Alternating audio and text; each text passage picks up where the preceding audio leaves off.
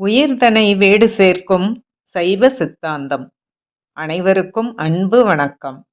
இறையருளால் கற்க அறக்கட்டளை என் முயற்சியில் கம்பவாரதி திரு இலங்கை ஜெயராஜையா அருளும் சைவ சித்தாந்த தொடர் வகுப்புகள்.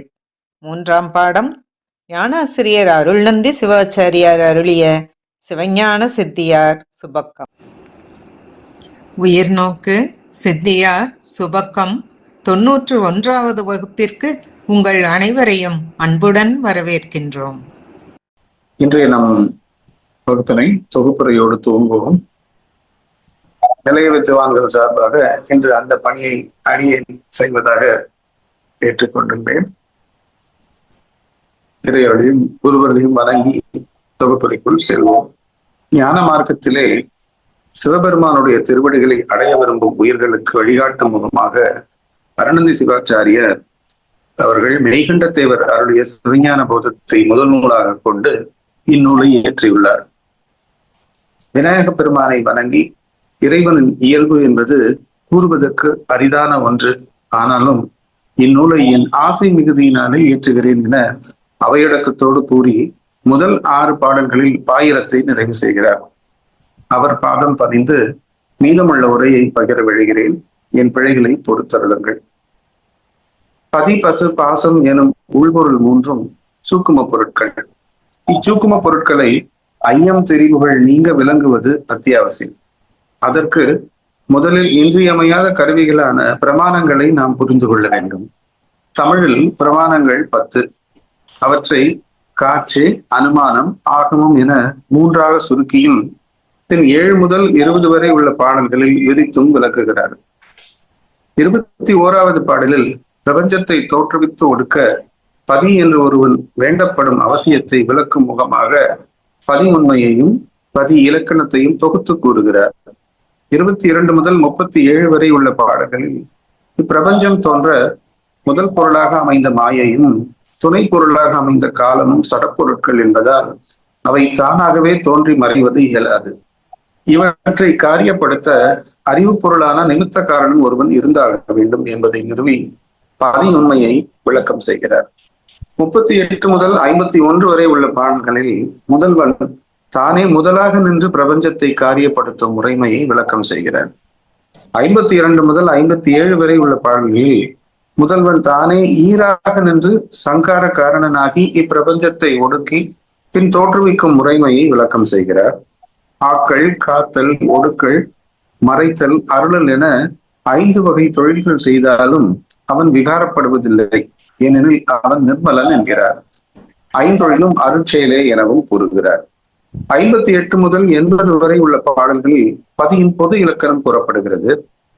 இறைவன் உயிர்களின் பக்குவ நிலைக்கு ஏற்ப உருவம், அருவுருவம், அருவம் என தன் இயல்பு நிலையிலிருந்து இறங்கி வந்து நம்மை ஈடேற்றுகிறார். அதில் சரி நிலையில் நிற்போருக்கு அனுகிரகம் செய்யும் பொருட்டு உருவத் திருமேனிகளை கொள்கிறார். அவர் கொள்ளும் இந்த உருவத் திருமேனிகள் உயிர்கள் கொள்வது போல மாயாக்காரிய வடிவம் அல்ல, அவை அருள் வடிவங்களே என்கிறார். அது குறித்து எழுப்பப்படும் சந்தேகங்களை எல்லாம் பிரமாணங்களை கொண்டு விளக்கம் செய்கிறார். இதுவரை பொது இலக்கணத்தை விளக்கியவர் 81 முதல் 89 வரை உள்ள பாடல்களில் சக்தியின் இலக்கணத்தையும் பயனையும் கூறுகிறார். சக்தி ஒன்றே தன் செயல்பாட்டால் பலவாக தோன்றும் என்கிறார். 90வது பாடலில் முதல்வன் இங்கனம் பல்வேறு வடிவங்களை கொண்டாலும் அவனுடைய சுத்த சைத்தன்யமான சொரூப நிலையே அவனுடைய இயல்பு நிலை என்கிறார். இதுவரை முதல் சூத்திரத்தை விளக்கம் செய்தவர் இனி சிவஞான போதத்தின் 2வது சூத்திரத்தை கூறி அதற்குண்டான விளக்கத்தை கூற வழிகிறார். 91வது பாடலில் முதல்வன் பசு பாசங்களோடு அத்துவிதமாக கலந்து நின்று அவற்றை நடத்தும் முறைமையை தொகுத்து கூறுகிறார். 92 மற்றும் 93 பாடல்களில் அகரம் எப்படி எல்லா எழுத்துக்களோடும் ஒன்றாகவும் உடனாகவும் வேறாகவும் நிற்கின்றதோ அதுபோல முதல்வனும் உயிர்களோடு அத்துவிதமாக கலந்து நிற்கிறான் என்பதை விளக்குகிறார். 94வது பாடலில் இருவினை பயனை உயிர்கள் நுகரும் முறைமையை தொகுத்து கூறுகிறார். 95 முதல் 98 முதல் உள்ள பாடல்களில் இருவினைகளின் உண்மையை விளக்கமாக விளக்குகிறார். 99 முதல் 128 வரை உள்ள பாடல்களில் இருவினை பயனை உயிர்கள் நுகரும் முறைமையை விளக்கம் செய்கிறார்.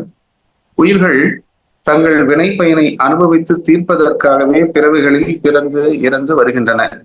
இப்படி தொடர்ந்து பல பிறவிகளில் தோன்றி வருவதால் உடலும் அதற்கு காரணமாக அமையும் கர்மமும் பிரவாக அனாதி என்கிறார். இரு வினைகளும் தீரும் பொருட்டு நிக்கிரங்கள் மூலமாக துன்பத்தையும் அனுகிரகங்கள் மூலமாக இன்பத்தையும் இறைவன் கொடுப்பது என்பது பெற்றோர் தன் பிள்ளைகளை தண்டித்தும் சீராட்டியும் நெறிப்படுத்தும் முறை போல இரண்டுமே அருட்செயல்களே என்கிறார். ஆனால் மீமாஞ்சர்கள் இவற்றை ஏற்காமல் சில உதாரணங்களை காட்டி மறுக்கின்றனர்.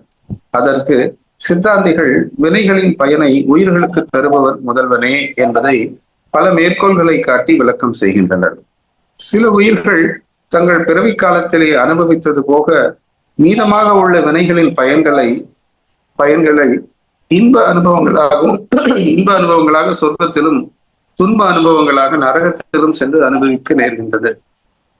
உயிர்கள் பஞ்சபூதங்களால் ஆன உடலோடு பிறவிகளில் வாழும் வரை உயிர்கள் தங்கும் உடலுக்கு பூதனா சரீரம் என்று பெயர்.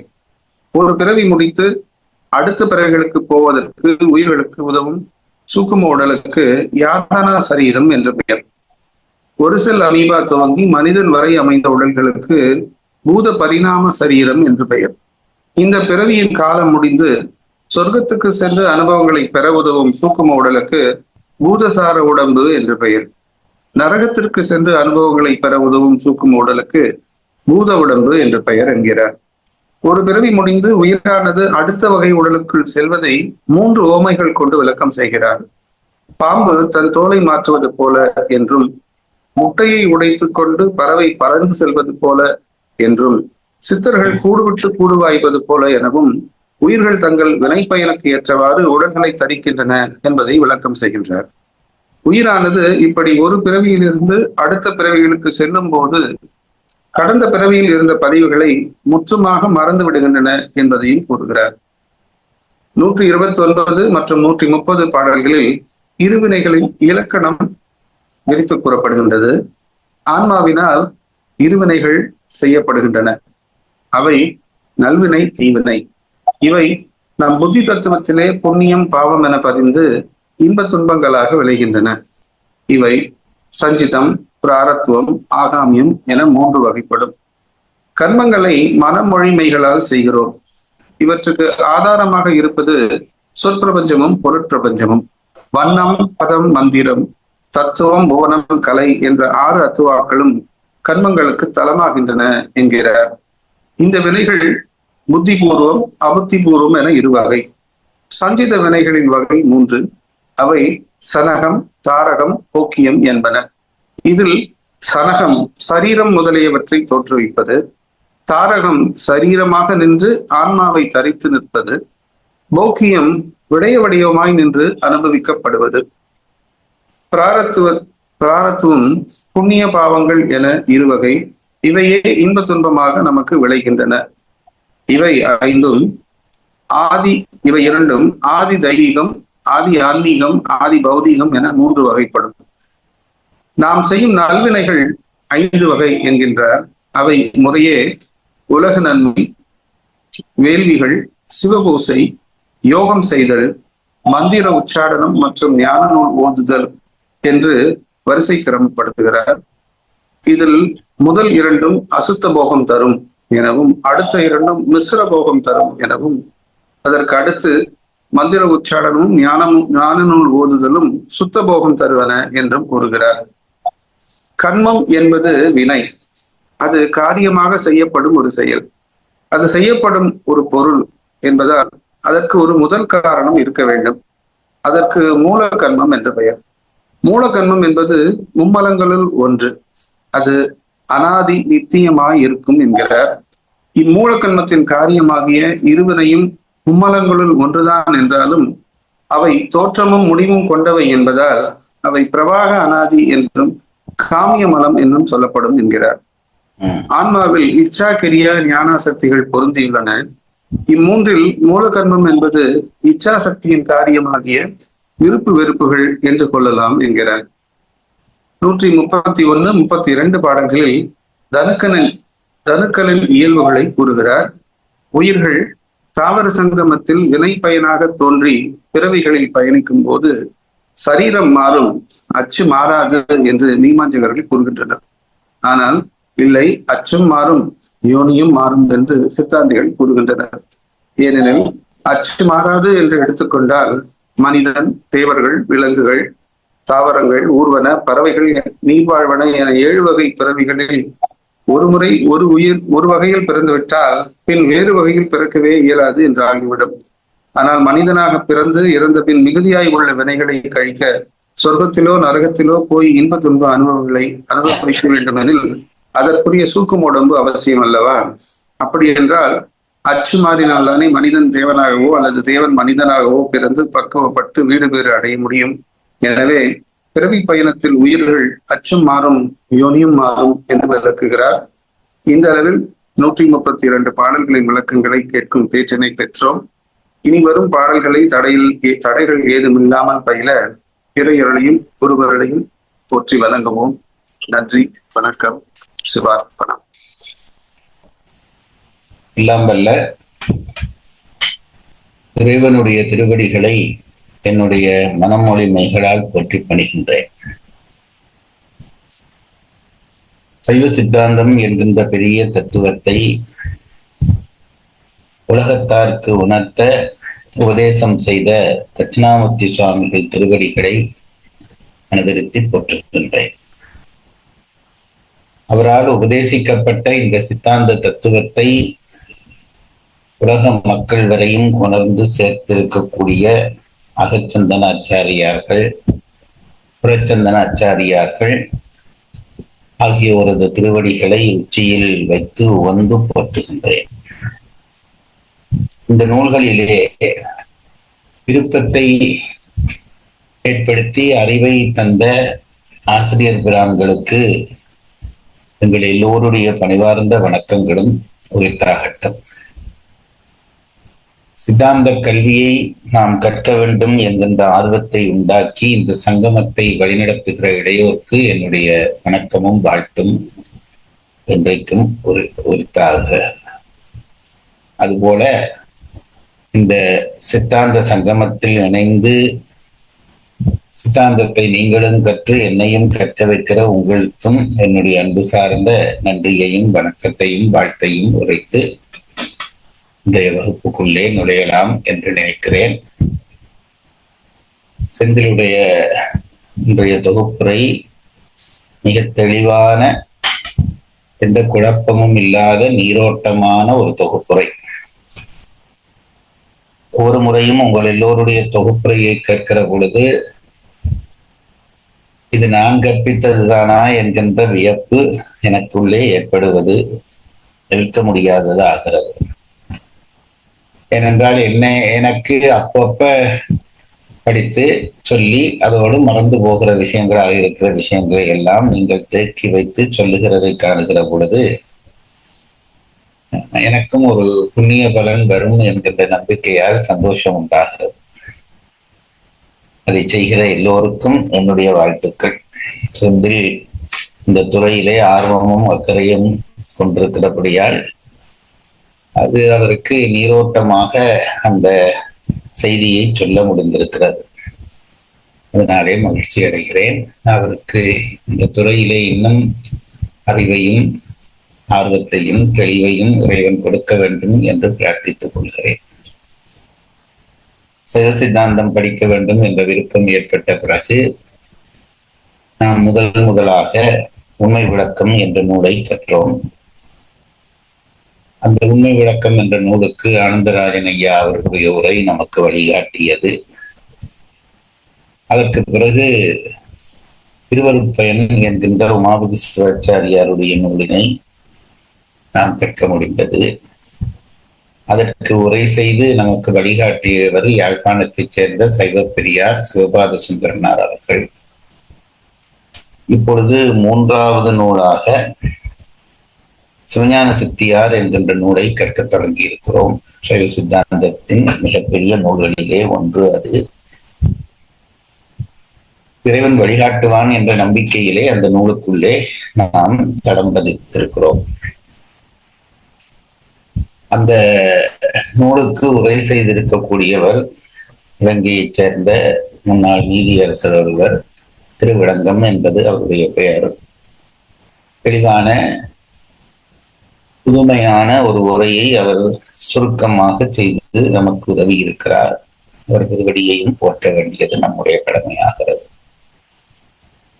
சைவ சித்தாந்தம் என்கின்ற இந்த தத்துவ அடிப்படையிலே வரக்கூடிய சிவஞான சித்தியார் என்கின்ற நூல் பல உண்மைகளை நமக்கு உணர்த்த போகிறது. அந்த நூலுக்குள்ளே இப்பொழுதுதான் நாம் பயணிக்க தொடங்கி இருக்கிறோம். பாயிரத்திலே பல விஷயங்களை சொல்கிறார். அதற்கு பிறகு அளவையியலை நமக்கு விளங்கப்படுத்துகிறார். அதற்கு பிறகு நூலுக்குள்ளே கால் பதிக்கிறார். நூலுக்குள்ளே இறங்குகிற பொழுது முதலிலே இறைவன் என்ற ஒருவனை பற்றி சொல்ல வேண்டும். பதி என்று சொல்லப்படுவதாகிய அந்த இறைவன் பற்றி சொல்ல வேண்டும். பதி என்ற ஒன்று இருக்கிறதா என்பதே பல பேருக்கு ஐயமாக இருக்கிறது. இன்றைக்கு வரைக்கும் ஐயமாக இருக்கிறது. ஆகவே தத்துவத்தை சொல்வதற்கு முன்பாக பதி என்ற ஒன்று இருக்கிறது என்று சொல்ல வேண்டி இருக்கிறது. தர்க்க ரீதியாக சொல்ல வேண்டி இருக்கிறபடியால் பதி உண்மை பற்றி முதலிலே விளக்கங்கள் செய்கிறார். பதி உண்மை பற்றி விளக்கம் செய்துவிட்டு அதற்கு பிறகு உண்மை அது இருக்கிறது என்று சொன்ன பிறகு அதற்கான இலக்கணங்களை சொல்கிறார். ஆகவே பதி உண்மை, பதி இலக்கணம் விளங்கப்படுத்தப்படுகிறது. அதற்கு பிறகு இந்த உயிர்களினுடைய பிறப்பு முதலியவை பற்றி ஆராய வேண்டும். அதிலே கண்மம் பற்றி சொல்ல வேண்டி இருக்கிறபடியால் கண்மத்துக்குள்ளே அவர் நமக்கு வழிகாட்டி சொல்கிறார். கண்மம் என்றால் என்ன, அது எத்தனை வகைப்படுகிறது, அந்த வகைகள் எதனால் உருவாகின, ஆகாமியம், பிராரத்துவம், சஞ்சிதம் என்ப அந்த தத்துவம், அந்த கண்ம வகைகள் எல்லாம் எப்படிப்பட்டது என்பது பற்றியெல்லாம் விளக்கம் செய்கிறார். அதிலே நீங்கள் எல்லோரும் ஓரளவு நல்ல தெளிவாகிவிட்டீர்கள் என்பது மகிழ்ச்சி தருகிறது. அதற்கு பிறகு மாயையோடு தொடர்பு பற்றி இந்த ஆன்மா கண்மத்தின் காரணமாக, தான் செய்த கண்மத்தின் காரணமாக பிறவிகளை எடுக்கிறது. அதை செந்தில் மிக தெளிவாக சொல்லிவிட்டார். பூதனா சரீரம், யாதனா சரீரம் என்று இரண்டு வகையான சரீரங்கள். ஒன்று இப்பொழுது நாம் பிறந்திருக்கிற இந்த பிறவி பூதனா சரீரம் என்று சொல்லப்படுகிற ஒன்று. அதிலே பூதங்கள் நேரடியாக தொடர்புடாமல் பூத பரிணாமத்தினாலே நமக்கு உடம்பு உண்டாகிறது. பரிணாமம் என்பது ஒன்று இன்னொன்றாக மாறி வடிவம் பெறுவதை பரிணாமம் என்று சொல்கிறோம். பூத பரிணாமத்தினாலே கிடைத்த உடம்பு தான் இப்பொழுது நாங்கள் பெற்று வைத்திருக்கக்கூடிய உடம்பு. இந்த உடம்பு உயிரை தாங்கி நின்று அனுபவங்களை அது வரும்படியாக செய்கிறது. அதற்காக இறைவன் தனு, கரண, புவன, போகம் என்று எல்லாவற்றையும் மாயையிலே இருந்து நமக்கு ஆக்கித் தருகிறான். தனு என்பது உடம்பு, கரணம் என்பது கருவிகள், ஞானக்கருவிகள், அறிவுக் கருவிகள், செயற்கருவிகள் என்ற கருவிகள். புவனம் என்பது நாம் வாழும் இடம், போகம் என்பது நமக்கு கிடைக்கிற அனுபவம். ஆகவே இவற்றை இறைவன் கண்ம வினைக்கேற்ப நமக்கு உண்டாக்கி தருகிறான். இப்படி இந்த கண்மை வினைக்கேற்ப அந்த அனுபவங்களை நாம் பெறுவதற்காக இறைவன் தந்த உடம்பு தான் இந்த உடம்பு. இது பூதனா சரீரம் என்று பெயர் கொண்டது. இந்த பூதனா சரீரத்திலே பூதங்கள் நேரடியாக இல்லாமல் பரிணாமப்பட்டு நின்று நமக்கு கருவிகளாக உதவி செய்கின்றன. பிறகு கண்மை வினைக்கேற்ப காலம் முடிந்த பிறகு, காலம் நியதி, கலை, வித்தையராகும் என்கின்ற நான்கை தூண்டித்தான் இறைவன் அனுபவங்களை நமக்கு கொடுக்க தொடங்குகிறான். அப்படி கொடுக்கப்படுகிற பொழுது அந்த கண்ம வினை அதனுடைய காலம் அனுபவிக்க வந்த காலம் முடிந்தவுடனே அந்த உடம்பை விட்டு அந்த ஆன்மா பிரிகிறது. உடம்பு பழையபடி பஞ்சபூதங்களிலே கலந்து போகிறது. அப்படி பிரிந்த உயிர் சூக்கும சரீரத்தை பெற்றுக்கொண்டு, அதாவது தன்மாத்திரைகள், மனம், புத்தி, அகங்காரம் என்கின்ற இந்த எட்டையும் கொண்ட வடிவம் என்ற ஒரு வடிவம் இருக்கிறது ஆன்மாவுக்கு. குறியட்டகாயம் என்று பெயர். இந்த 8ம் சேர்ந்ததாலே இந்த 8ஓடு உயிர் அந்த வடிவத்தோடு அந்த வடிவத்தை தாங்கி நிற்கும். குறியட்டகாயத்தோடு தாங்கி நிற்கும். பிறகு அந்த ஆன்மா தன் வினை அனுபவங்களுக்கு ஏற்ப சொர்க்க நரகங்களுக்கு போக வேண்டும். சொர்க்கத்துக்கு போகிற பொழுது அது பெறுகிற உடம்புக்கு பூத சார சரீரம் என்று பெயர். பூதசார உடம்பு என்பது பூதங்களினுடைய சாரத்தை கொண்டு அமைக்கப்பட்டதான உடம்பு. அந்த உடம்பை கொண்டு சொர்க்க அனுபவங்களை பெறுகிறது. பிறகு பூத உடம்பு என்ற உடம்பை பெற்றுக்கொண்டு நரக அனுபவத்தை பெறுகிறது. ஓரளவு சரியா இருக்கா? இருக்குங்க. அப்படி இந்த சொர்க்க நரகத்திலே என்ன நடக்கிறது என்று கேட்டால், ஒவ்வொரு பிறவியிலேயும் நாங்கள் செய்த நல்வினை தீவினைகளை பாவ புண்ணியங்களாக ஆன்மாவில் பதித்து இன்ப துன்பமாக அனுபவிக்கிறோம் என்ற அந்த தொடர்பு உங்களுக்கு பலதரமாக சொல்லப்பட்டு விட்டது. இந்த சொர்க்க நரக அனுபவங்கள் எதற்காக என்று கேட்டால், ஒவ்வொரு பிறவியிலையும் நாம் செய்கிற வினைகள் என்பது பெரும் தொகையான வினைகள். அந்த வினைகள் முழுவதையும் நாம் ஒரு பிறவியிலேயே உடனே அதற்கு பிரதிபலனை அனுபவிக்க முடிவதில்லை. அதனாலே என்ன ஆகிறது என்று கேட்டால், வினைகள் தேங்கி நிற்கின்றன. அதைத்தான் நாம் சஞ்சீத வினை என்று சொல்கிறோம். அது ரொம்ப தேங்கி நின்றால் அந்த அனுபவங்கள் முடியாது, அனுபவித்து முடிக்கப்படாது என்றதனாலே தனியே இன்ப அனுபவத்திற்கென்று ஒரு புவனம், தனியே துன்ப அனுபவத்துக்கென்று ஒரு புவனம். இன்ப அனுபவத்துக்கான புவனம் சொர்க்கம், துன்ப அனுபவத்திற்கான புவனம் நரகம். இவற்றிலே இருந்து பெரும்படியான வினைகளை கழித்து கொண்டு மீண்டும் இந்த உயிர் பூமிக்கு வருகிறது. இதுதான் அந்த அமைப்பு. வந்து பழையபடி அனுபவங்களை பெறத் தொடங்குகிறது என்று சொல்கிறார்கள். அது கூட உங்களுக்கு படித்த ஞாபகம் இருக்கும். நேரடியாக இந்த உயிர் உடம்பை விட்டு போன உடனே நேரடியாக சொர்க்க நரகத்துக்கு போகும் என்பது கூட இல்லை. அது பாடானமாக சில கல்லு போல கிடந்து அதற்கு பிறகு அனுபவம் பெறும் என்கின்ற உண்மையையும் நாங்கள் கற்றிருக்கிறோம். அப்படி கல்லு போல கிடக்கிற காலத்திலே அதுக்கு ஒரு அனுபவமும் இருக்காது. ஓய்வுக்காக இறைவன் அப்படி விட்டு விடுவான். அதற்கு பிறகு அதற்கான அனுபவங்களை கொடுக்கிறான் என்கின்ற உண்மைகளை படித்தோம். அப்படி படிக்கிற பொழுதுதான் நாங்கள் இந்த உடம்புகளினுடைய வகை, நாங்கள் இந்த உடம்புகளை பெற்று இந்த உடம்புகள் எப்படி நமக்கு கிடைக்கின்றன, அதிலே நாங்கள் 2 வகையாக இந்த பிறவியை அமைத்துக் கொள்கிறோம். ஒன்று யோனி, அடுத்தது அச்சு என்று 2 வகையாக பிரித்துக் கொள்கிறோம். யோனி என்பது உடம்புகள். இப்போ நான் அச்சு என்பது 7 வகை பிறப்பிலே நான் இந்த பிறப்பு. 7 அச்சு வைத்திருக்கிறார் கடவுள். அதிலே ஒவ்வொரு அச்சிலே போடுவார், மாறி மாறி போடுவார். அதனுடைய தகுதிக்கேற்ப கண்ம வினைக்கு அவரா ஒன்றும் பண்ண மாட்டார். நாம் செய்கிற கண்ம வினைக்கேற்ப இந்த முறை இந்த அச்சுக்கு போகட்டும் என்று தீர்மானிப்பார். இந்த அச்சிலே வளர்ச்சி உண்டு. ஓரறிவிலே இருந்து 6 அறிவு வரைவிலான வளர்ச்சி உண்டு. இந்த வளர்ச்சியிலே ஆன்மாக்கள் மெல்ல மெல்ல படிப்படியாக முன்னேறும். அப்படியே முன்னேறி போகும் என்றால் அது ரொம்ப சந்தோஷமாக இருந்திருக்கும். அப்படி இல்லாமல் முன்னேறி போகிற இந்த ஆன்மா அது செய்கிற வினை காரணமாக பின்னே வருவதற்கும் வாய்ப்பு இருக்கிறது, ரிவர்ஸ்ல வருவதற்கும் வாய்ப்பு இருக்கிறது. அதைத்தான் சித்தாந்திகள் சொல்லுகிறார்கள். என்ன சொல்லுகிறார்கள் என்றால், பெறுகிற உடம்புக்கு பெயர் யோனி, பெறுகிற பிறவி வகைக்கு பெயர் அச்சு. அதாவது நீ மனிதனாக பிறக்கிறாயா, விலங்காக பிறக்கிறாயா, இப்படி இந்த 7 பிறப்பிலே ஒன்று என்பது அச்சு. இந்த அச்சுக்குள்ளே நீ விலங்குதான் என்றால் விலங்குக்குள்ளே பூனை, யானை, சிங்கம் அப்படி பல பிறவிகள் எடுக்கிறதுக்கு பேர் யோனி.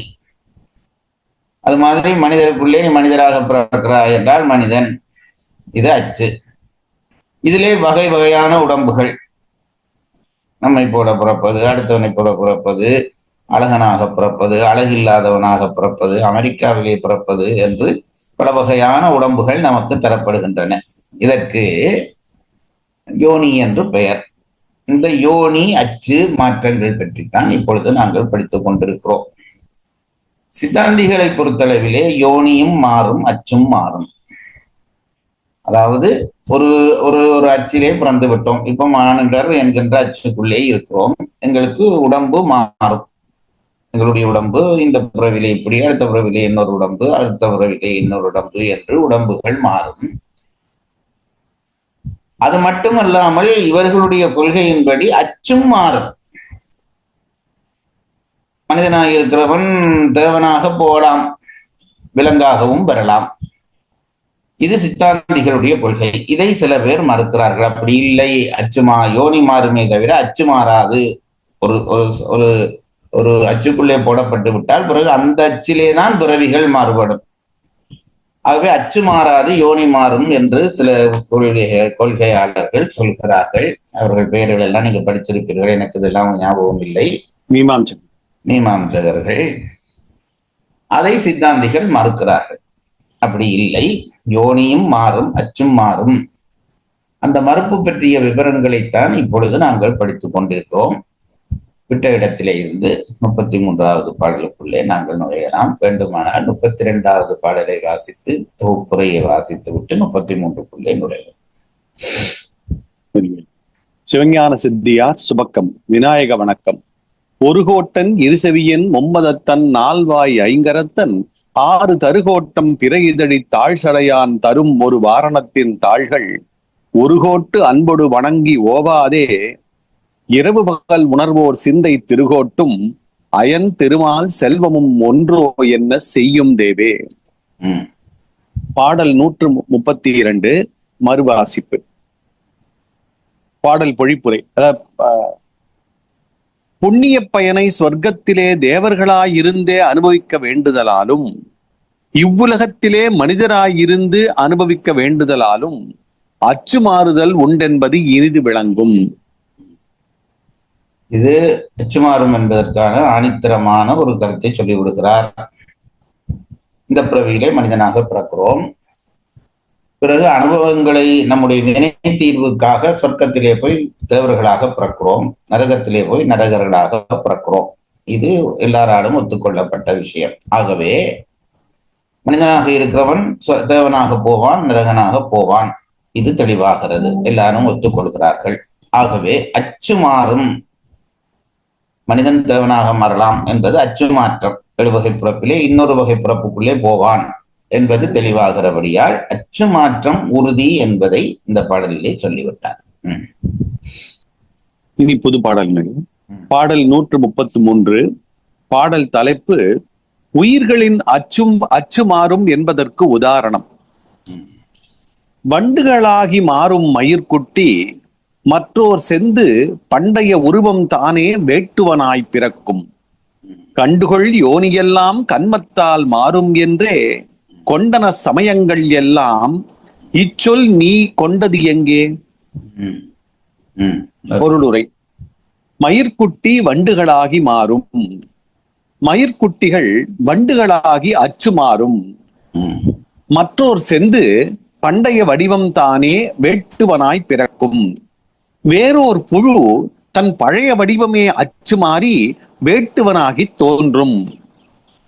கண்டுகொள், இவற்றை நீ கண்கூடாக அறிவாயாக.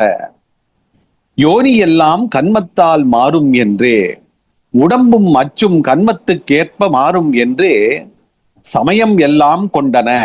எல்லா சமயங்களும் கூறியிருக்க இச்சொல் நீ எங்கே கொண்டது? யோனி மாறும் அச்சு மாறாது என்னும் இந்த சொல்லை நீ எங்கே கற்றனை?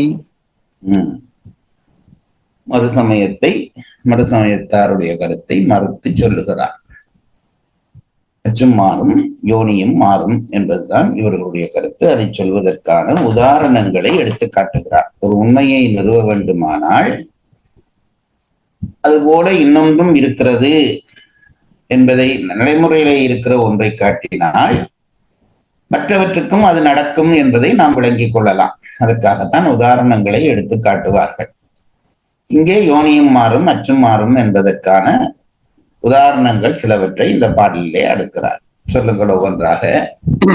மயிர்குட்டி வண்டுகளாகி மாறும். மயிர்குட்டிகள் மயிர்குட்டிகள் வண்டுகளாகி அச்சு மாறும். அச்சு மாறுவதற்கு அடையாளம் பண்ணுகிறார். என்னவென்றால், உங்களுக்கு தெரியும், மயிர்குட்டிகள் பார்த்திருக்கிறீர்கள். மயிர் கொட்டி தான் மயிர்குட்டி என்று வந்தது. தொட்ட உடனே தன் மயிர்களை அது நம் உடம்பிலே பதித்து விட்டு போய்விடும். அது அது உடம்பிலே பதித்தால் படுகிற பாடம் உங்களுக்கு தெரியும். பெரும்பாலும் உங்கள் எல்லோருக்கும் மயிர்குட்டி தெரிஞ்சிருக்கும். அந்த அளவும் தெரியாமல் இருக்க வாய்ப்பில்லை. தேனீங்களாயா? அதுக்கு கம்பளி பூச்சிங்களா? கம்பளி பூச்சி. ஓகே. எங்க ஊர்ல அதுக்கு நேரடியா அதே சொல்தான் பயன்படுத்தும். இப்பவும் அது மயிர்குட்டி என்பது மசுக்குட்டி என்று ஆகியிருக்கிறது எங்க ஊர்ல. அதாவது முருக்க மரங்கள் போன்றவற்றிலே பார்த்தால் அப்படியே கம்பளி போல படர்ந்திருக்கும். அருவருப்பான பிறவி, துன்பம் தருகிற பிறவி. தொட்ட உடனே அந்த மயிரில் எல்லாம் கொட்டி விடும். அதான் மயிர்கொட்டின்னு அதுக்கு பேர் வந்தது. நம் கைகளிலே பதித்து விடும், சுனைக்கும், எத்தனையோ செய்யும். இதே மயிர்குட்டி சில நாள் பார்த்தால் அழகான வண்ணாத்தி பூச்சியாக மாறிவிடும். உங்களுக்கு அது தெரியும், அழகான வண்ணாத்தி பூச்சியாக மாறிவிடும். இங்க வண்டுகள் என்பது வண்ணாத்தி பூச்சியை குறித்து தான் நிற்கிறது. மயிர்குட்டிகள் எல்லாம் பெரும்பாலும் வண்டினத்தை சேர்ந்ததுதான் வண்ணாத்தி பூச்சியும். அதனாலே வண்டுகளாக மாறும் என்று ஒன்றை சொல்லுகிறார். அடுத்தது என்ன வாசியுங்கள்? மயிர்குட்டி வண்டுகளாகி மாறும், மயிர்குட்டிகள் வண்டுகளாகி அச்சு மாறும். மற்றோர் செந்து பண்டைய வடிவம் தானே வேட்டுவனாய் பிறக்கும். வேறொரு புழு தன் பழைய வடிவமே அச்சு மாறி வேட்டுவனாகி தோன்றும். ஒரு சம்பிரதாயம் இருக்கிறது. இன்றைய விஞ்ஞானிகள் அதை பற்றி என்ன சொல்கிறார்கள் என்று எனக்கு தெரியவில்லை. இந்த என்ன குளவி இருக்கிறதே, குத்துகிற குளவி, இது என்ன செய்யுமாம், புழுக்களை பிடித்து கொண்டு போய் தன்னுடைய கூட்டிலே வைத்து தினம் அதை கொத்துமா. அப்படி கொத்தி கொண்டு இருக்க கொஞ்ச நாளிலே அந்த புழு வண்டாக மாறிவிடும் என்று அந்த ஒரு சம்பிரதாயமான ஒரு ஐதீகமான கதை உண்டு. அதாவது புழுக்களை பிடித்து கொண்டு போய் வைத்து கொட்டி அதையும் பழையபடி அந்த குளவியாக மாற்றுகிற இயல்பு. இங்கே வேட்டுவன் என்பது குளவியை குறித்து நிற்கிறது. குளவி என்றது சொல் பிரயோகம் உங்களுக்கு எல்லாம் பயிற்சியில உண்டா? இருக்குங்க. அதுதான் அந்த குளவியாக மாற்றிவிடும். ஆகவே ஒன்று இன்னொன்றாக மாறுகிறது. வடிவம் முதல் அச்சு மாறியது, வடிவம் மாறுகிறது. வாசியுங்கள். மற்றொரு செந்து பண்டைய வடிவம் தானே வேட்டுவனாய் பிறக்கும். வேறொரு புழு தன் பழைய வடிவமே அச்சு மாறி வேட்டுவனாகி தோன்றும். இது இன்னொரு உதாரணம். கண்டுகொள், இவற்றை நீ கண்கூடாக அறிவாயாக. யோனி எல்லாம் கன்மத்தால் மாறும் என்றே, உடம்பும் அச்சும் கன்மத்துக்கேற்ப மாறும் என்றே, சமயம் எல்லாம் கொண்டன, எல்லா சமயங்களும் கூறியிருக்க, இச்சொல் நீ எங்கே கொண்டது? யோனி மாறும் அச்சு மாறாது என்னும் இந்த சொல்லை நீ எங்கே கற்றனை? இவை மாறும் என்பதற்கு நேரடியான உலகியல் நிரூபணம் தருகிறார். அதாவது யோனியும் மாறும் அச்சும் மாறும் என்பது ஒரு பிறவி முடிந்த பிறகுதான் அது நடப்பது எங்களுக்கு தெரியும். ஒரு பிறவி நாங்கள் படித்ததன்படி ஒரு பிறவி முடிந்தால் அச்சும் மாறலாம், யோனியும் மாறலாம். இதை நிறுவ வேண்டி இருக்கிறது. அதுக்கு என்ன செய்கிறார்? இந்த கண்கூடாகவே நாம் காணக்கூடிய இந்த யோனி அச்சு மாற்றங்கள் சிலது இருக்கின்றன. அதை உதாரணமாக எடுத்து தருகிறார். புழுவை கொத்தி வண்டு புழுவை வண்டாக மாற்றுவது, அதுபோல மயிர்கொட்டி வண்ணாத்தி பூச்சியாக மாறுவது, இதெல்லாம் கண்கூடாக வடிவம் மாறுகிறது. இந்த பிறவி முடிந்து அடுத்த பிறவியிலே மாறுவதற்கு இந்த பிறவியிலேயே ஒன்று இன்னொன்றாக மாறுகிறபடியால் அச்சு மாற்றமும் யோனி மாற்றமும் உயிருக்கு இயல்பு. இதை எல்லா சமயங்களும் ஒத்துக்கொள்கின்றன. அச்சு மாறும் யோனி மாறாது என்று சொன்னது உனக்கு யார் சொன்னது என்று அவர்களை கேட்டு அவர்களுடைய கருத்தை மறுத்து முடிக்கிறார். குறிப்புரை. முதலாம் குறிப்பு, மயிர்குட்டிகள் வண்டுகளாகி மாறுதலும் புழு வேட்டுவனாகி பிறத்தலும் அச்சு மாறுதற்கு உதாரணம்.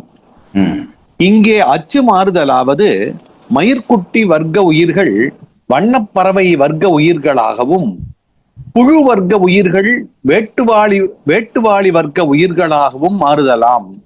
வேட்டுவன் என்றால் குளவி. ஒரு புது சொல் அறிமுகமாக. வெட்டுவாளி என்பது குளவிக்கு இன்னொரு பெயர். உங்களுக்கு மயிர்குட்டி என்ற பெயர் இன்றைக்கு புது அறிமுகம். அப்படி தமிழும் இந்த சித்தாந்தம் திருக்குறள் எல்லாம் படிக்கிற பொழுது எத்தனை புது சொற்களை, தமிழ் புது சொற்களுக்கு இதுவரை தெரியாத தமிழ் சொற்களை நாம் தெரிந்து கொள்கிறோம். ஆகவே வேட்டுவன் என்றால் நாங்கள் உடனே வேடுவனாக மாறுகின்ற பாட்டை மட்டும் படித்திருந்தால் அப்படித்தான் படிப்போம். அப்படி அல்ல. வேட்டுவன் என்பது குளவியை குறித்து நிற்கிறது. ஆகவே புழு குளவியாக மாறுகிறது, மயிர்கொட்டி வண்ணாத்தி பூச்சியாக மாறுகிறது. கண்கூடாகவே அச்சு மாறுவது நமக்கு தெரிகிறது. ஒரு அச்சிலே இருந்தது இன்னொரு அச்சாக மாறிவிடுகிறது. ஆகவே அச்சு மாறாது என்று நீ சொல்வது பைத்தியக்காரத்தனம். அச்சு மாறும் என்பதை உறுதிப்படுத்துகிறார். இரண்டாம் குறிப்பு யோனி எல்லாம், அதாவது யோனியும் அச்சும். அச்சும் மாறும் யோனியும் மாறும் என்பதை எல்லா சமயமும் சொல்கின்றனவே. உனக்கு நீ இதை ஏன் மறுக்கிறாய் என்று கேட்ட இடத்திலே வருகிற அந்த யோனி எல்லாம் என்பது யோனியும் அச்சும். யோனி எல்லாம் என்கின்ற அந்த எல்லாம் என்பது யோனியையும் அச்சையும் சேர்த்து குறிக்கிறது என்கிறார். பொழிப்புரை. உயிர்களின் கன்மத்திற்கேற்ப அச்சு மாறும். அவ்வளவுதாங்க. சரி. பாடல் 133 மறுவாசிப்பு. பாடல் தலைப்பு உயிர்களின் அச்சு மாறும் என்பதற்கு உதாரணம்.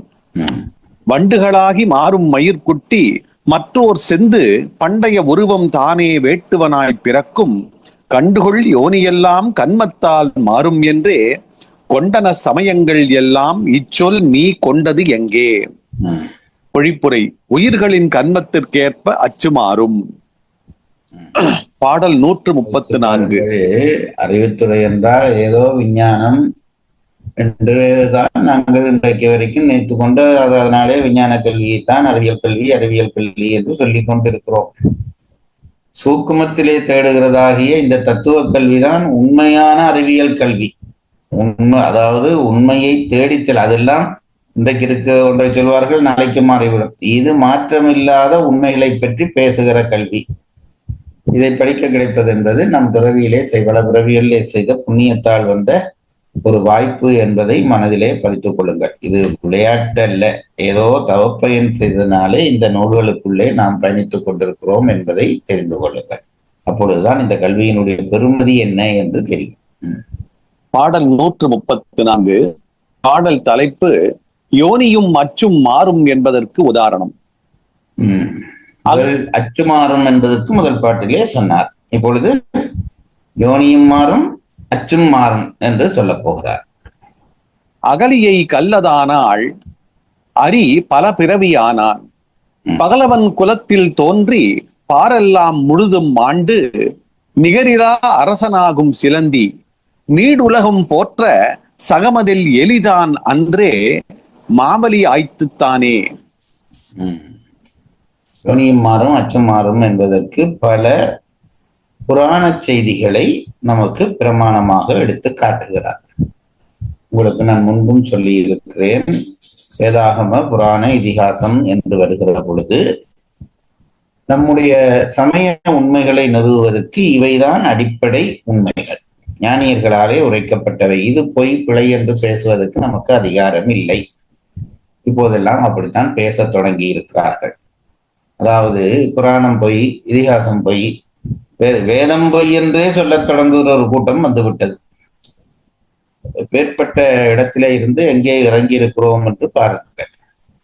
ஆகவே ஒரு உண்மையை நிறுவ வேணும் என்றால் அதாவது புராணம் என்றால் நமக்கு உயர்ந்தவர்களாலே சொல்லப்பட்ட செய்திகள் என்றபடியால் அதிலே ஏதோ ஒரு உண்மை, அந்த கதை உண்மையோ இல்லையோ ஏதோ ஒரு உண்மை பதிவாகி இருக்கும் என்பதுதான் நம் நம்பிக்கை.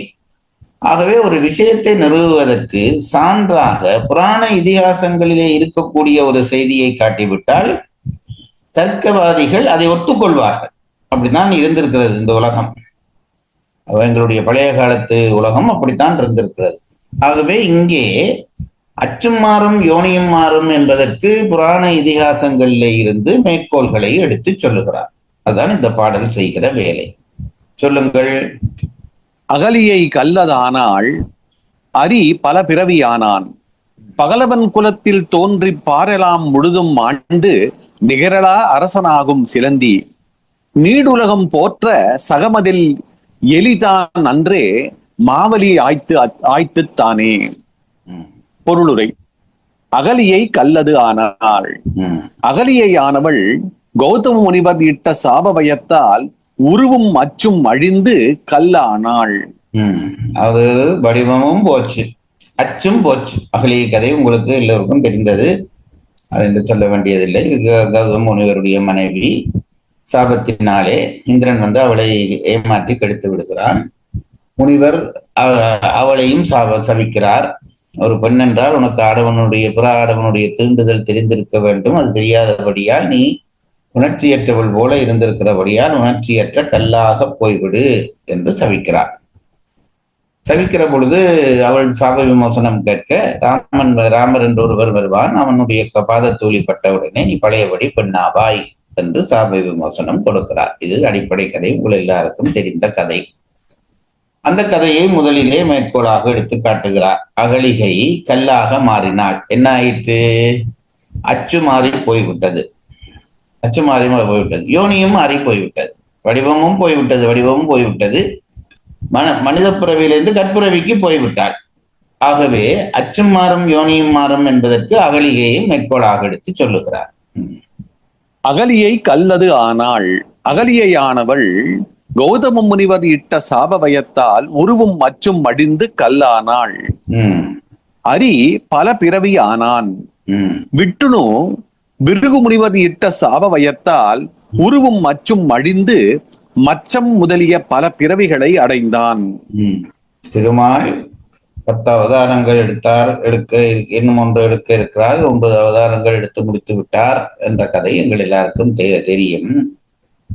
புராணங்களிலே ஒரு கதை சொல்லுகிறது. பிருகு முனிவருடைய சாபம் பெற்று தான் திருமாலுக்கு இந்த வடிவ தோற்றங்கள் வந்தன என்பது புராண கதைகளிலே ஒன்று. ஆகவே பிருகு முனிவர் போட்ட சாபத்தினாலே திருமால் என்னவானார்? மீனானார், பிறகு ஆமையானார், பிறகு பன்றியானார், பிறகு நரசிம்மமானார். இப்படி மாறி மாறி வடிவங்கள் பெற்றிருக்கிறார். ஆகவே திருமாலுக்குரிய அந்த இறைநிலை போய் கீழே இறங்கியிருக்கிறார். அப்ப அச்சு மாற்றத்திலே கீழேயும் இறங்கலாம். ஆகவே அச்சு மாற்றம் நிகழும், அதே போல வடிவங்களும் மாறியிருக்கிறது, வடிவ மாற்றமும் நிகழும் என்பதற்கு 2வது உதாரணமாக அகலிகையை முதல் சொல்லி பிறகு பிருகு முனிவர் சாபத்தினாலே திருமால் அப்படி மாற்றங்கள் பெற்றது பற்றி அடுத்தது சொல்லுகிறார். அரி பல பிறவி ஆனான். விட்டுணு பிருகு முனிவர் இட்ட சாப பயத்தால் உருவும் மச்சும் அழிந்து மச்சம் முதலிய பல பிறவிகளை அடைந்தான். சிலந்தி பகலவன் குலத்தில் தோன்றி நிகரிலா அரசன் ஆகும். சிலந்தி பூச்சியானது உருவும் அச்சும் அழிந்து சூரிய வம்சத்தில் உதித்து ஒப்பில்லாத அரசனாயிற்று. இந்த கதை உங்களுக்கு தெரியும். ஒரு சிலந்தி சிவலிங்கத்துக்கு மேலே தூசுகள் இலைகள் விழக்கூடாது என்று கூடு கட்டி பாதுகாத்ததா. இது திருவானைக்கா என்று நினைக்கிறேன். இந்த கதை காளஹஸ்தின்னு சொல்லுவாங்க நினைக்கிறேன். அதுவா?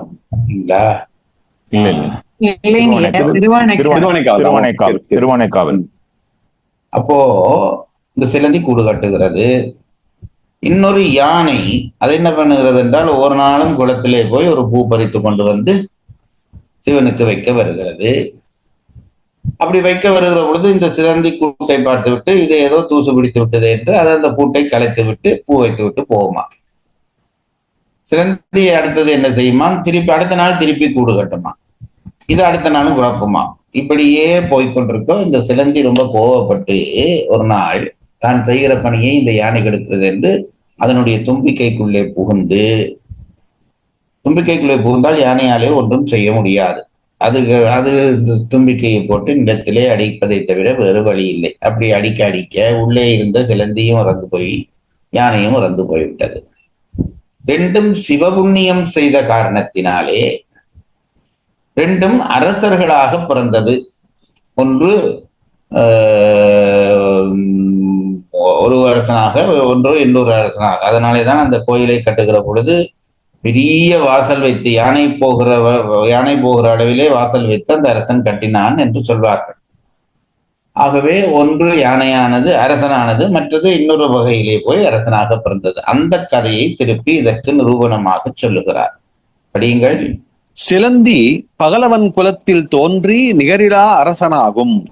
சூரிய வம்சத்திலே போய் அரசனாக பிறந்தது. பகலவன் குலம் என்றால் சூரியனுடைய வம்சத்திலே போய் ஒரு அரசனாக பிறந்தது. சிலந்தி பூச்சியானது உருவும் மச்சும் அழிந்து சூரிய வம்சத்தில் உதித்து ஒப்பில்லாத அரசனாயிற்று. எலிதான் அன்றோ சகமதில் நீடு உலகம் போற்ற மாபலி ஆய்த்து.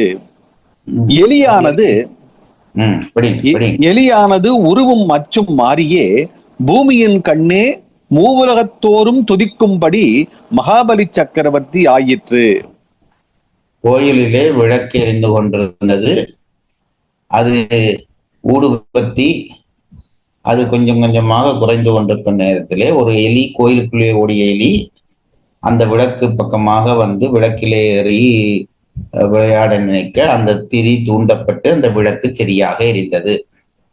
அதனாலே அந்த எலிக்கு அடுத்த பிறவியிலே திருவிளக்கு ஏற்றின காரணத்தினாலே, இது உங்களுக்கே கொஞ்சம் ஓவரா இல்லையான்றத கேள்வி, எவ்வளவு தூரம் நல்லதை நம் மனதுக்குள்ளே ஏற்றி இருக்கிறார்கள் அதுதான் சிந்திக்க வேண்டும். இது எலி வருமா பிறவி வருமான்றதெல்லாம் வேற. ஒரு விளக்கை ஏற்றி தூண்டியதற்காக ஒரு எலிக்கு இப்படி பிறவி வரும் என்று இன்றைக்கு படித்து விட்டோம் அல்லவா?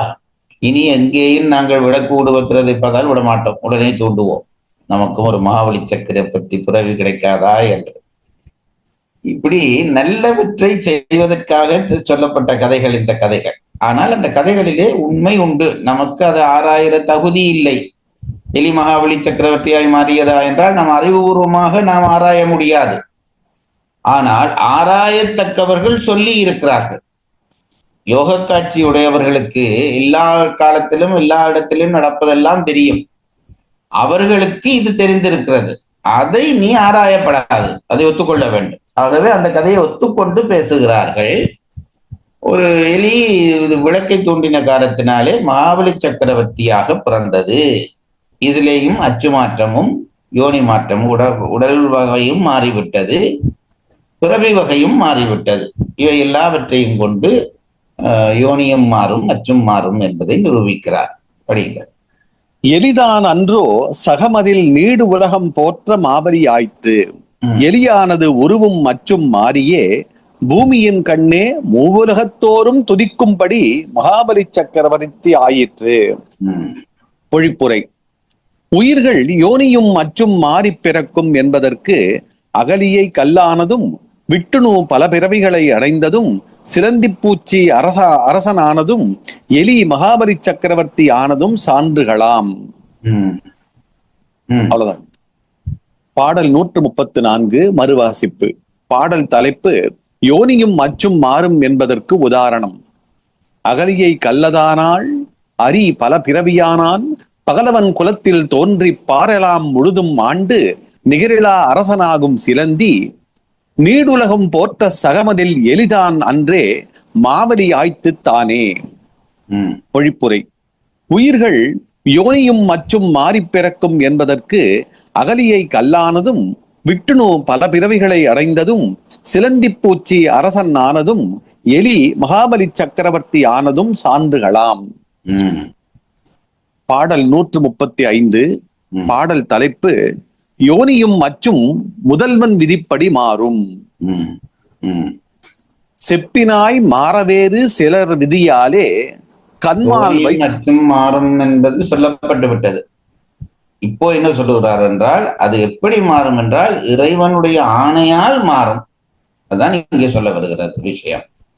ரெண்டும் ஒன்று போல நமக்கு ஒரு மயக்கம் தரும். முதல்ல சொல்லப்பட்டது யோனியம் மற்றும் மாறும், இதுதான் சப்ஜெக்ட். இப்போ முதல்வன் ஆணையால் மாறும். செப்பினாய் மாறவேறு சிலர் விதியாலே கண்மால் வைப்பெறும் யோனியெல்லாம் மாறி வந்திடாது இங்கு எனின், எப்படியானும் செய்திக்கு இறை கரியாவன் என்றே முற்பட மொழிந்தேன் எல்லாம் முதல்வன் தன் விதியே ஆகும். பொருளுரை. வேறு சிலர் விதியாலே மாறச் செப்பினாய். சிலர் கன்மத்துக்கீடாகவும் வேறு சிலர் சாபத்தினாலும் உருவும் அச்சும் மாறினார் என்று நீர் சொன்னீர். கண்மால் வைப்புறும் யோனியெல்லாம் மாறி வந்திடா இங்கு எண்ணின். ஆயினும் கண்மம் காரணமாக அமைந்துள்ள உருவம் மற்றும் மாறித் தோன்றா என்று இங்கே நீ சொல்லின், எப்படியானும் எவ்வகையாலும் செய்திக்கு இறை கரியாவன் என்றே. உயிர் செய்யும் கண்மங்களுக்கு முதல்வன் சாட்சியாவன் என்றே முற்பட மொழிந்தேன். முன்னே சொன்னோம். ஆதலின் எல்லாம் முதல்வன் தன் விதியே ஆகும். சாபவயத்தல் ஆதலால் கண்மத்துக்கீடாகவாதல் சாபவயத்தல் ஆதல் கண்மத்துக்கீடாகவாதல் உருவும் மற்றும் மாறுதல் முதல்வன் சங்கற்பித்தபடியே உண்டாவதாகும். சரி, படிங்க திருப்பி முதல்ல. வேறு சிலர் விதியாலே மாறச் செப்பினாய். சிலர் கண்மத்துக்கீடாகவும் வேறு சிலர் சாபத்தினாலும் உருவும் அச்சும் மாறினார் என்று நீர் சொன்னீர். பாடலுக்குள்ளே நாங்கள் நேரடி பொருள் காண்பதில்லை, உரையிலே தான் பார்க்கிறோம்.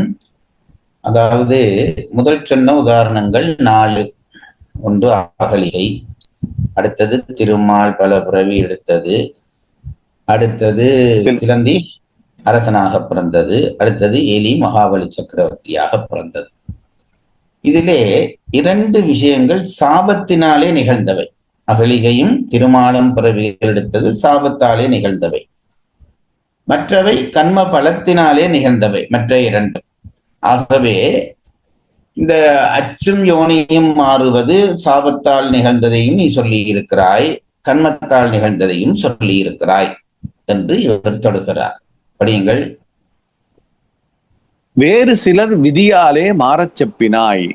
சிலர் கண்மத்துக்கீடாகவும் வேறு சிலர் சாபத்தினாலும் உருவும் மற்றும் மாறினார் என்று நீர் சொன்னீர். படியுங்க. கண்மால் 2 நடக்கும் என்று நீ சொல்லியிருக்க. ஒன்று சாபத்தால் நிகழ்ந்தது, மற்றது கண்மத்தினால் நிகழ்ந்தது. இங்கே எலி தூண்டியதுனாலே அங்க போய் பிறந்தது, அதுபோல சிலந்தி வலை கட்டியதினாலே அங்க போய் பிறந்தது, அது கண்மத்தாலே நிகழ்ந்தது. மற்றது 2ம் இங்கே சாபத்தினாலே நிகழ்ந்தவை. இது 2ஐயும் நீ கூறியிருக்கிறாய். சிலர் கண்மத்துக்கீடாகவும் வேறு சிலர் சாபத்தினாலும் உருவும் மற்றும் மாறினார் என்று நீர் சொன்னீர். ஆயினும் கண்மம் காரணமாக அமைந்துள்ள உருவும் மற்றும் மாறித் தோன்றா என்று இங்கே நீ சொல்லின். ஆயினும் கண்மம் காரணமாக அமைந்துள்ள உருவும் மற்றும் மாறித் தோன்றா என்று இங்கே நீ சொல்லின்.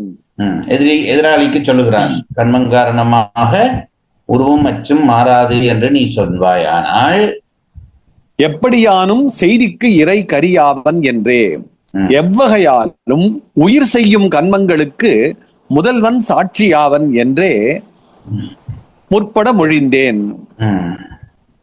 இதுதான் இவருடைய கருத்து. நீ என்னவும் சொல். சாபத்தினாலே அச்சு மாறலாம், வடிவம் மாறலாம், கண்மத்தினாலே அச்சு மாறலாம், வடிவம் மாறலாம். ஆனால் இறைவன் தான் இதனை இந்த மாற்றங்களுக்கு மூலமாக இருக்கிறவன் இறைவன். இதுதான் இவர்களுடைய கொள்கை என்று சொல்லுகிறார். ஆயினும் கண்மம் காரணமாக அமைந்துள்ள உருவம் மற்றும் மாறித் தோன்றா என்று இங்கே நீ சொல்லின். எவ்வகையாலும் உயிர் செய்யும் கண்மங்களுக்கு முதல்வன் சாட்சியாவன் என்றே முன்னே சொன்னோம். ஆதலின் சாபவயத்தல் ஆதல் கண்மத்துக்கீடாக ஆதல் உருவும் மற்றும் மாறுதல் முதல்வன் சங்கற்பித்தபடியே உண்டாவதாகும். சாபத்தால் அச்சுமாறி யோனி மாறினால் என்ன, கண்மத்தினால் அச்சுமாறி யோனி மாறினால் என்ன, இறைவனுடைய சங்கல்பத்தால் தான் இது நிகழும். அல்லாது இவை 2ம் தானாக நிகழ வாய்ப்பில்லை என்று சொல்லுகிறார். குறிப்புரை. கண்மால் கண்மத்தால் என்பது கண்மால் என விகாரமாயிற்று. பாடலிலே அந்த சொல் மாறி நிற்கிறதுக்கான விளக்கத்தை தருகிறார். 2ஆம் குறிப்பு. செய்திக்கு இறை கரியாவான். உயிர்கள் செய்யும் கண்மங்களை அறிந்து அவற்றின் பயனை அளிப்பவன் முதல்வன் என்பது செய்யுள் 103, 104, 111, 114 இருந்து 16 அவற்றில் கொடுத்திருக்கிறார். அதை பார்க்கவும். அதில் நீங்கள் பார்க்க வேணும். அந்த நம்பர் இருந்திருக்கிறார்கள். அந்த படையை பார்த்தால் இந்த செய்தி அங்கு முன்னரே உரைக்கப்பட்டது என்பதற்காக அந்த பாடல்களை எடுத்து தருகிறார். பொழிப்புரை. யோனி அச்சுக்கள் எக்காரணத்தால் மாறினும் அவை முதல்வன் விதிப்படி வருவனவாம் என்று சொன்னது. யோனியச்சு மாறும். அந்த கதை இவர் சொன்ன கதையின்படி அது சிலது சாபத்தாலே மாறி இருக்கிறது, சிலது கண்மத்தாலே மாறி இருக்கிறது. ஆனால் அது ரெண்டிலே எந்த காரணத்தினாலே மாறினாலும் கூட அது முதல்வனுடைய சங்கல்பத்தால் தான் நிகழும். பாடல் 135 மறுவாசிப்பு. பாடல் தலைப்பு யோனியும் அச்சும் முதல்வன் விதிப்படி மாறும். செப்பினாய் மாற வேறு சிலர் விதியாலே கண்மால் வைப்பெறும் யோனியெல்லாம் மாறி வந்து இடா இங்கு எனின் எப்படியானும் செய்திக்கு இறை கரியாவன் என்றே முற்பட மொழிந்தேன் எல்லாம் முதல்வன் தன் விதியே ஆகும். பொழிப்புரை. யோனி அச்சுக்கள் எக்காரணத்தால் மாறினும் அவை முதல்வன் விதிப்படி வருவனவாம். சாபத்தால் வந்தது நம்முடைய கௌதம முனிவர் சவித்தார், இவர் மாறினார் என்றால் அவருடைய சாபம் மாற்றவில்லை, இறைவனுடைய சங்கல்பமும் அங்கே இருந்தது, அதனாலேதான் மாறினார்கள். ஆகவே ஒருவர் சாபம் கொடுத்து ஒருவர் மாறினார் என்றால் அது அவருடைய சக்தியால் என்று அல்ல, அந்த மாற்றத்திற்கு காரணம் இறைவனுடைய சங்கல்பம் தான் என்பதை நிறுவுகிறார். பாடல் 136 இதுவும் அது. அதாவது யோனியும் அச்சும் முதல்வன் விதிப்படி மாறும் என்பது. அவ்வவ்யோனி தோறும் அவ்வவ்வுலகம் தோறும் செவ்விதின் அறிந்து கண்மம் சேர்ந்திடா சீவன் சேரார் இவ்வகை தம்மில் சேர்வும் இறை செயலானால் செய்த எவ்வுருவும் தம் கண்மால் மாற்றுவன் இறைவன் தானே. சொல்லுங்க. பொருளுரை. கண்மம் அவ்வவ்யோனி தோறும் அவ்வவ்வுலகம் தோறும் செவ்விதின் அறிந்து சேர்ந்திடார். வினைகள் சடம் ஆதலின் அவ்வவினைக்கேற்ற சரீரங்களையும் அவ்வவினைக்கேற்ற புவனங்களையும் நேராக அறிந்து அணைய மாட்டார். நிறுவனம் பண்ணுகிறார். அதாவது ஒரு உயிர் நாம் படித்ததன்படி தான் செய்த கண்மை வினைக்கேற்பதான் இன்னொரு இடத்திலே இன்ப துன்பங்களை அனுபவிக்கிறது. இது நமக்கு சொல்லப்பட்ட விஷயம். அப்போ கண்மன் தான் இந்த வினை புறவிகள் முதலியவற்றுக்கு காரணம். அச்சு மாற்றம் யோனி மாற்றத்துக்கு கண்மன் தான் காரணம் என்று நீ சொல்வாயானால், கண்மம் என்பது சடம். உங்களுக்கு தெரியும், நாங்கள் பதி பசு பாசத்திலே பதி முற்றறிவு பொருள், பாசம் பசு சிற்றறிவு பொருள், பாசம் அறிவில் பொருள். ஆகவே ஆணவம் கண்மம் மாயைக்கெல்லாம் சுய அறிவு இயக்கம் கிடையாது.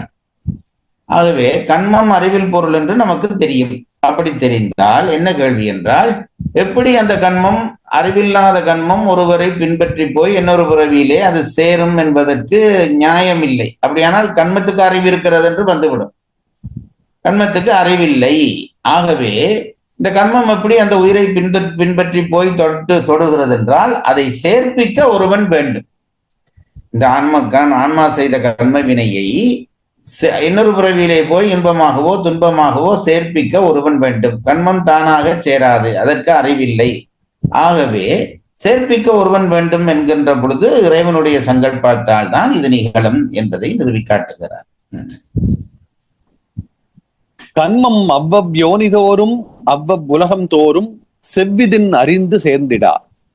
வினைகள் சடம் ஆதலின் அவ்வவினைக்கேற்ற சரீரங்களையும் அவ்வவினைக்கேற்ற புவனங்களையும் நேராக அறிந்து அணைய மாட்டார். சீவன் சேரா.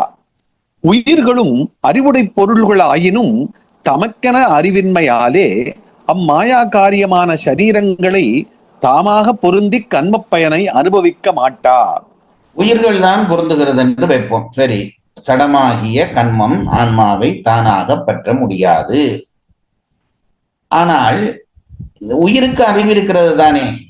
எங்களுடைய அபிப்பிராயத்தின்படி உயிர்களுக்கு சிற்றறிவு உண்டு. ஆகவே சிற்றறிவு உள்ள உயிர்கள் தமக்கேற்ற கண்மத்தை தாமாக கூட்டிக் கொண்டு பிறந்திருக்கலாம் தானே என்று ஒரு கேள்வி வரும். அவர் சொல்லுகிறார், அப்படியும் இல்லை. இதற்கு இருக்கிறது சிற்றறிவு. முற்றறிவு இருந்தால்தான் இந்த பிறவிலை செய்ததை அடுத்த பிறவிலை கொண்டு போய் அனுபவிக்க முடியும். இதுக்கு சிற்றறிவு இருக்கிற காரணத்தினாலே அது சாத்தியம் இல்லை.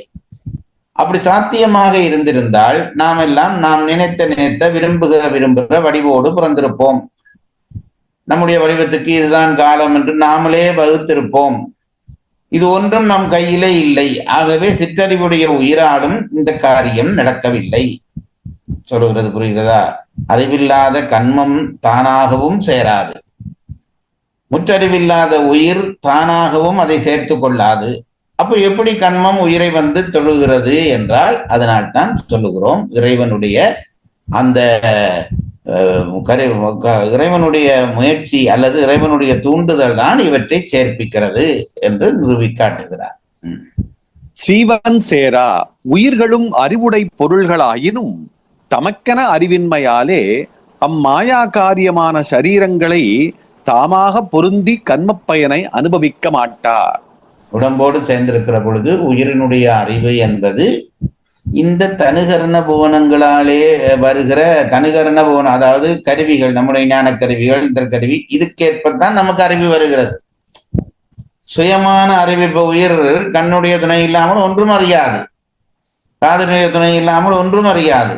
ஆகவே உயிர் ஒரு பொருளை அறிய வேணும் என்றால் இந்த உடம்பிலே தங்கி இருக்கிறது. ஆகவே அது தானாக அறியும் தன்மை கொண்டது அல்ல இந்த பிறவியிலே. ஆகவே இந்த பிறவியிலே அது கண்ம வினையை தனக்கு பொருத்திக் கொள்கிறது என்றால் அதனாலே முடியாது. கண்மத்துக்கு அறிவில்லாதபடியால் அதுவும் வந்து சேராது. உயிர்களுக்கு சுய அறிவு இல்லை என்றபடியால் அதுவும் தன்னோடு சேர்த்து கொள்ள மாட்டாது. பின்னே எப்படி கண்மம் உயிரை வந்து தொடும் என்ற கேள்விக்கு பதில் சொல்லுகிறார். இவ்வகை தம்மில் சேர்வும் இறைவன் செயல் ஆனால், ஆதலால் இம்மாயா காரியங்களும் கண்மமும் உயிர்களும் தம்முட் சேர்ந்து காரியப்படுதலும் முதல்வன் செயலால் என்பது பாரிசேட அளவையால் பெறப்படுதலின். அது பரிசேடம், சேடம் என்றால் மிச்சம். 3-4 அப்புகள் இருக்கின்றன. இதிலே 3 அப்புகள் பழுதானவை என்று நான் சொல்லுகிறேன். உடனே நீங்கள் சொல்வீர்கள் 4வது அப்புள் பழுதாகாதது. நான் 4வது அப்புள் பழுதாக சொன்னேனா? நான் சொல்லவே இல்லை. 3 அப்புள்கள் பழுதானவை என்றுதான் சொன்னேன். நீங்கள் 4வது அப்புள் நல்லது என்று கண்டுபிடித்து விட்டீர்கள். எப்படி கண்டுபிடித்தீர்கள் என்றால் மிச்சத்தை வைத்து கண்டுபிடிப்பது. 4லே 3 பழுது என்றால் 1 நல்லது என்பதை தெரிவித்துக் கொள்வது. இதற்கு பாரிசேட அளவை என்று பெயர். சேடம் என்பது மிச்சம், மிச்சத்தை வைத்து கண்டுபிடிப்பது. இப்போ கண்மம் தானாகவும் அதுக்கு அறிவில்லை, தானாக உயிரோடு பொருந்தாது. உயிருக்கு இந்த உடம்போடு பொருந்தி இருக்கிற காலத்திலே சுய அறிவு இல்லை. ஆகவே அதுவும் கண்மத்தை தன்னோடு சேர்த்து கொள்ளாது. இப்போ 3 விஷயம் இருக்கிறது. ஒன்று, கண்மம் தானாக இணைந்திருக்க வேண்டும். இருக்கிற பொருள் 3 தான். கண்மம் இருக்கிறது, உயிர் இருக்கிறது, இறைவன் இருக்கிறான். கண்மம் என்பது மலத்தினுடைய கூறாக சொல்லுகிறேன். ஆகவே மலம் இருக்கிறது, உயிர் இருக்கிறது, இறைவன் இருக்கிறான். இந்த 2ம் தானாக இயங்க முடியாத நிலையில் இருக்கின்றன. ஒன்றுக்கு அறிவில்லை, ஒன்றுக்கு சுய அறிவு இல்லை. ஆகவே இவை 2ம் வந்து தானாக சேராது. ஆகவே என்ன தெரிகிறது? மிச்சமாக இருக்கிற இறைவன் தான் இவற்றை சேர்ப்பிக்கிறான் என்பதற்கு பாரிசேட அளவையினாலே இந்த உண்மை தெரிகிறது என்கிறார். இவ்வகை தம்மில் சேர்வும் இறைவன் செயல் ஆனால், ஆதலால் இம்மாயா காரியங்களும் கண்மமும் உயிர்களும் தம்முள் சேர்ந்து காரியப்படுதலும் முதல்வன் செயலால் என்பது பாரிசேட அளவையால் பெறப்படுதலின்.